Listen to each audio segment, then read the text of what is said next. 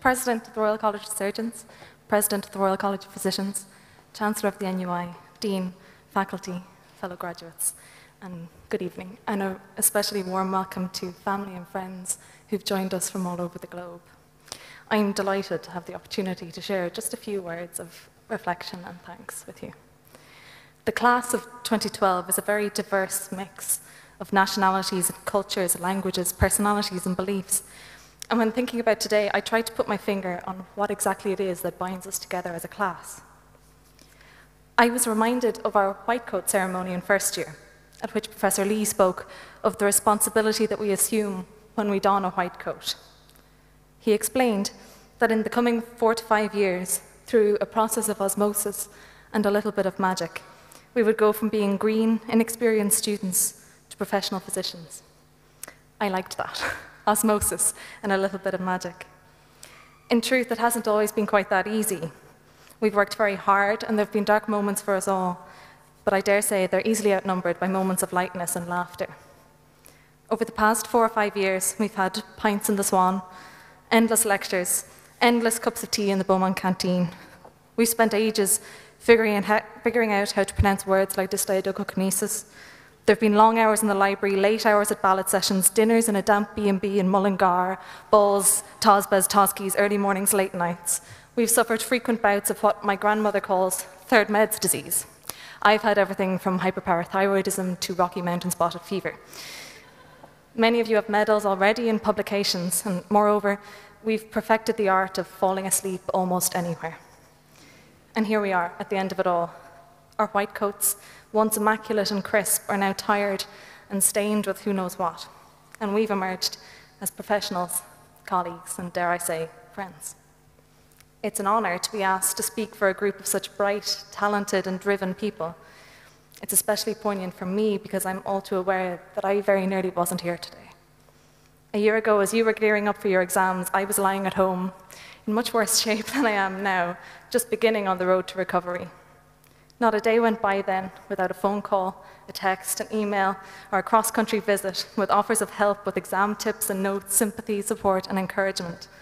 I learned firsthand then what compassionate and caring people you are. You humble me. I also owe a debt of gratitude to the college, and I know I'm not the only one who's needed a helping hand at one time or another. The team of people in Student Support Services are a really well-oiled machine. They don't let anyone fall between the cracks. The RCSI really looks after her own. A thank you also to the world-class teaching staff here in the college. It would be impossible to name all of our special teachers individually. Our professors, lecturers, and tutors have been really inspirational, and their infectious enthusiasm and good humour have made a heavy workload not just interesting, but enjoyable. But much of our teaching took place not in lecture halls or in tutorial rooms, but huddled in corridors and stuffy doctors' offices and hospitals and clinics all over the country at any hour of the day or night. And some of our best teachers were the busy hospital doctors who managed to find a few minutes for us when they had 1,000 better things to do. And this so-called hidden curriculum is probably the real magic of medical school.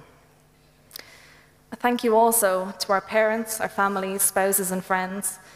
You probably haven't seen much of us. We've been pretty busy lately, I'm sorry. Today you must feel very proud. You probably also feel immensely relieved. I have to mention my own family. Apart from the tough times they've weathered with me recently, they've always afforded me every opportunity and worked hard to give me the choices that I've had. I'm sure that's a sentiment that most of us share, and though we probably often neglect to say it, we do appreciate you. Perhaps our biggest debt of gratitude, though, we owe to the patients we've met over the last few years for treating us with trust and with respect long before we really deserved it. Our first patients, of course, were the remains of Irish citizens who gave so generously to the college. Can you imagine our trepidation the first time we stepped into the anatomy room? It feels an age ago now. To the patients who waited patiently as we fumbled at their bedside, desperately trying to figure out which way round to use a stethoscope, or to those who listened as we stuttered and stumbled our way through our first histories, to those who spoke words of encouragement and offered their other arm when it took us 3 or 4 goes to get a cannula in, to the parents who generously let us examine their children as we tried desperately to figure out how to take off and put on a baby grow, To the women who allowed us to deliver their babies despite the fact that we must have looked far more scared than they were. And to the families who shared with us some of their most vulnerable and intimate moments. We are immensely grateful. It's a great privilege. We learned as much from all of these people as we did from any lecture or textbook, and we look forward to being able to repay the favour. We're here to celebrate, but also to say farewell. So where to from here? We're graduating into a world full of uncertainties and into societies facing seemingly unsurmountable challenges, not least in areas of healthcare. Between us, we probably have nearly as much debt as Greece.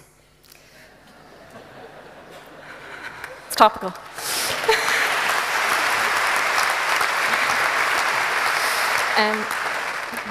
But the class of 2012 have had really tremendous success in securing further training opportunities all over the world.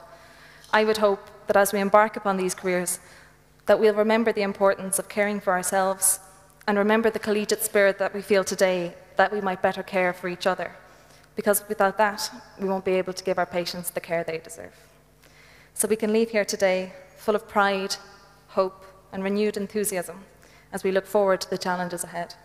And perhaps, through a process of osmosis and a little bit of magic, we can hope to continue to hand on that enthusiasm. Good luck, and I look forward to hearing of your continued success. Thank you.